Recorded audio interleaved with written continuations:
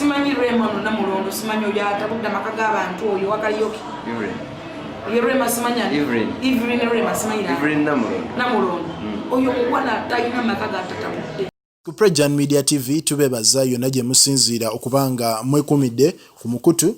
Yes, abantu baffe abali e Dubai, abali wali e Qatar, abali mu Saudi Arabia, tubebaza yonna gy'oli. Yes, abali mu Oman, abantu bangi abatulaba tubebaza okuba nti ku Prejan kwe muli. Era nga akalowoozo kembawa abaana abasinga naddala abali ebweru. Yes, tugezeeko owuliriza bakama baffe. Yes, naddala abaana abali mu biyumba, gezaako okukola ebintu by'abagambye osobole okuba nti weewala okuteekawo embeera ey'okuba nti ofuna obuzibu ne bano abantu.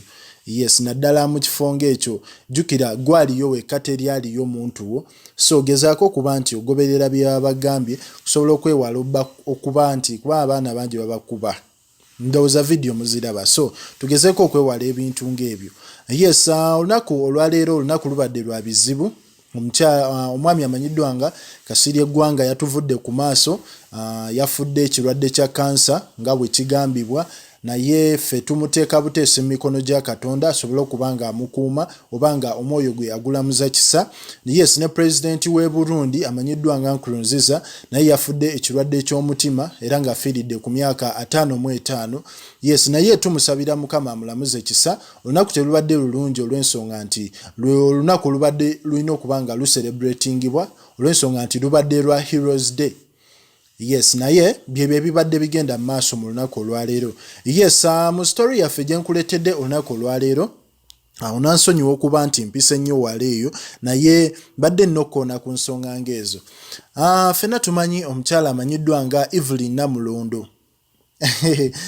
Ono omukyala ng'emabegako awo yali yeewuunyisa abantu bangi olw'ensonga nti Rema nga bwe tumanyi nti agira n'akubibwa obufaananyi bwe, buli ssaawa baba bamukuba obufaananyi mu biseera bye eby'eddembe, era nga abantu beebuunya nti naye nga buli Rema lwe yeekuba ebifaananyi omukyala ono tabulamu.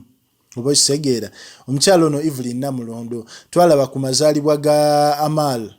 Omukyala yaliyo, Evelyne Namulondo mu bufaananyi, twamulaba ku Eddy yaliyo, so nga abantu beebuuza ensonga ezigenda mu maaso n'ono omukyala. Naye omukyala ono alina interview gye yabaddeko n'asobola okuba nti bambi yayatudde ebintu ebimu ku bigenda mu maaso mu bulamu bwe ne Rema. Omukyala ono Evelyne Namulondo agamba nti ye ne Rema bamaze emyaka mingi nga bali bonna. Oba okitegeera.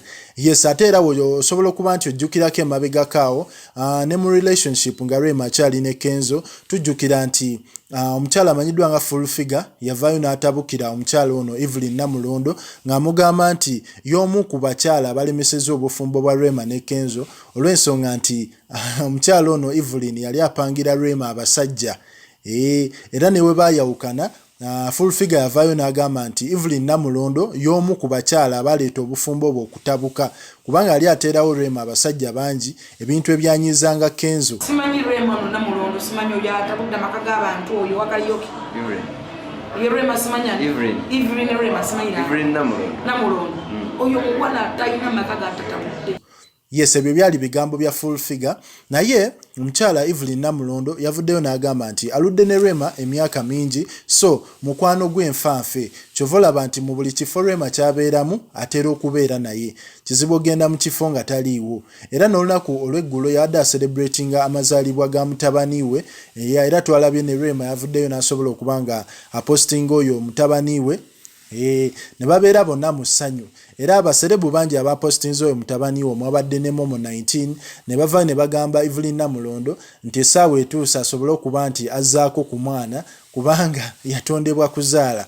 Naye Evelyne Namulondo yayogedde ebintu ebyakutte ku bantu ebyasinze okwewuunyisa abantu olw'ensonga nti omukyala ono yavuddeyo ku interview eyo gye nkugambyeko n'agamba nti Rema ne Dr. Hamza Ssebunya yadde embeera ya lockdown naye bakola bulungi nnyo era bali mu bulamu obweyagaza.